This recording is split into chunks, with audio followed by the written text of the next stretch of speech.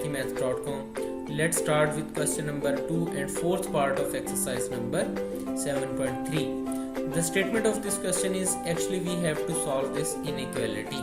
यानी ये एक इनइक्वालिटी हमारे पास गिवन है, इसको हमने सॉल्व करना है। यानी इसके अंदर जो वेरिएबल x है, x की वैल्यू को हमने फाइंड आउट करना है। तो x की वैल्यू को फाइंड आउट करने के लिए हम इस क्वेश्चन को के ये जो सैंडविच है इसके अकॉर्डिंगली दो पेयर्स बना लेते हैं। एक पेयर हमारे पास ये बन जाएगा और दूसरा पेयर जो है वो हमारे पास ये बन जाएगा। अब इन्हीं दोनों पेयर्स को हम यहाँ पे लिख लेते हैं। एक ये आ गया और दूसरा हमारे पास ये आ गया। ये आ गया जी 3 is greater than 7 minus X over 2 और ये आ गया 7 minus X over 2 is greater than equal to 1।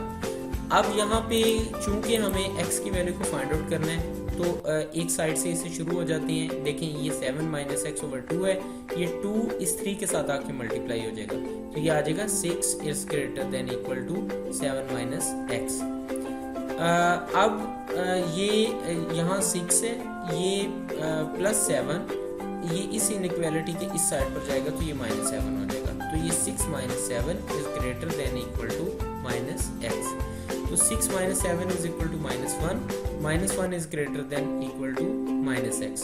अब ये क्योंकि हमें x की वैल्यू चाहिए तो हम इसमें से माइनस को इस साइड यानी -1 को इस साइड पर ले जाते हैं तो ये इनइक्वालिटी का साइन चेंज हो जाएगा।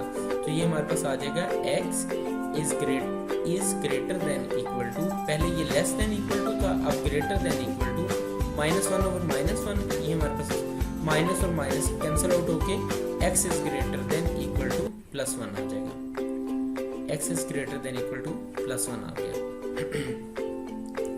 अब इसी क्वेश्चन की दूसरी साइड को हम लेते हैं। ये आ गया हमारे पास 7 माइनस एक्स ओवर 2।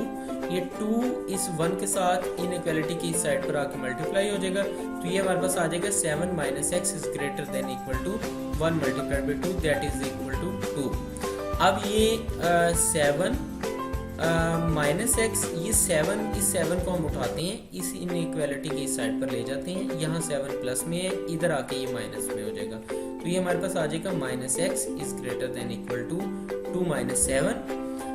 अब 2 माइनस 7 इज इक्वल टू -5 और x के साथ है माइनस।